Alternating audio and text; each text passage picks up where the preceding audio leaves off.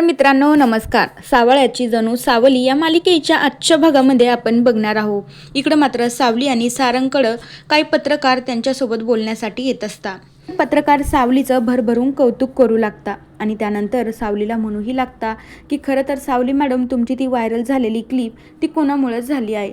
तर सारंग म्हणू लागतो तुम्हाला माहिती आहे का सावलीची ती गुरु आहे ना भैरवी माई ही सगळी त्यांचीच कृपा आहे. आता त्या सारंगच्या बोलण्यावर ते पत्रकारही हसू लागता. तर त्यावेळी आता लगेचच सावली म्हणू लागते खरं तर भैरवी माई माझ्या गुरु आहेत. त्यांनी आतापर्यंत माझ्यासाठी खूप काही केलं, मला गाणं शिकवलं, मला त्यांनी घडवलं आहे. पण त्या आता माझ्यासोबत असं का वागताय ना मलाही समजत नाहीये. त्यावेळी सावली म्हणू लागते आता त्यांच्या मनामध्ये काय चालू आहे ना याचीही मला काही कल्पना नाही. पण आता मध्यंतरी त्यांनी मला एक जुगलबंदीचं आवाहन दिलं होतं, तुम्हाला तर चांगलंच माहिती असेल. सावली म्हणू लागते आता ते एक माझ्या गुरु आहे आणि मी त्यांचा शिष्य आहे. त्यांनी मला आवाहन दिलं आणि मी जर स्वीकारलं नाही तर एक माझ्या गुरुचा अपमान केल्यासारखं. आता मी हसत हसत त्यांचं आवाहन स्वीकारणार आहे.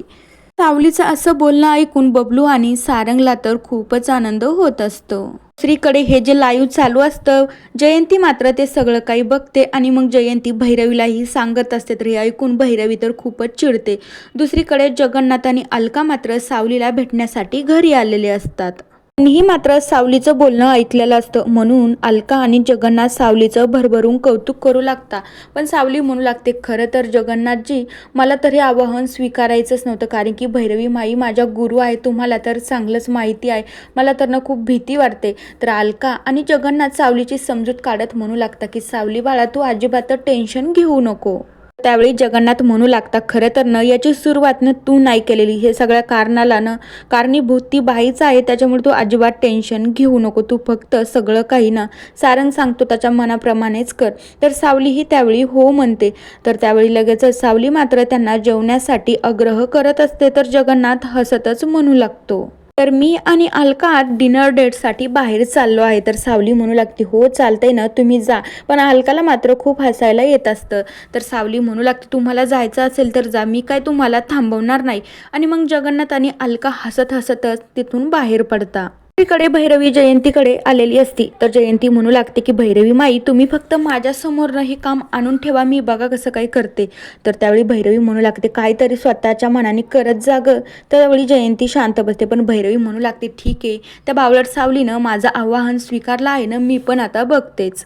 आता भैरवी म्हणू लागते तुला माहिती आहे का जयंती मी असं काही करणार आहे की सावलीचं ना लास्टचं गाणं राहील, इथून पुढं ती गाणं गायचा नादच सोडून देईल. पण आता त्यावेळी जयंती खूपच घाबरते म्हणू लागते की भैरवी माई तुम्ही कशाला त्या मुलीच्या नादी लागताय आणि तिला इतकं भारी का घेताय तुम्ही. पण त्यावेळी लगेच भैरवी तर जयंतीचं काही ऐकतच नसते.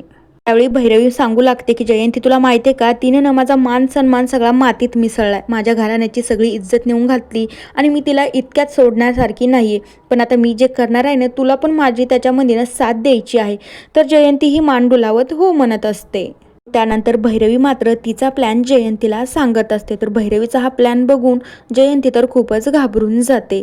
तर दुसरीकडे मात्र सारंग आणि सावली गप्पा मारत बसलेले असतात. तर सावली म्हणू लागते की 2-3 दिवस झाले मी भैरवी माईचं आवाहन स्वीकारलं आहे, पण त्यांनी काही प्रतिक्रिया दिलीच नाहीये. सारंग म्हणू लागतो की सावली तू कशाला इतकं टेन्शन घेतीस ग, हो त्यांची प्रतिक्रिया आपल्याला पण खूप महत्त्वाची ठरणार आहे. पण सावली म्हणू लागते की सारंग सर मला ना खूपच भीती वाटते, भैरवी माई शांत बसणाऱ्यातल्या नाही, त्यांनी आतापर्यंत काही ना काहीतरी प्लॅन नक्कीच केला असेल. तर सारंग म्हणू लागतो की सावली तू ना खूप वेडी आहेस, तू अजिबात टेन्शन घेऊ नको, मी आहे ना सगळं सांभाळून घ्यायला. सावली म्हणू लागते की सारंग सर मला अजूनही गोष्ट ना पटतच नाही की भैरवी माई माझ्या गुरु आहेत आणि त्यांच्यासोबत हे जुगलबंदीचं आवाहन करायला ना मला अजिबात आवडत नाही, पण मी काय करणार आहे माझ्यासमोर ऑप्शनच नाही आहे. सारंग मात्र परत एकदा त्या सावलीची समजूत काढतो आणि तिला शांत बसायला सांगतो. दुसऱ्या दिवशी सकाळी सावली मात्र देवपूजा करत असते.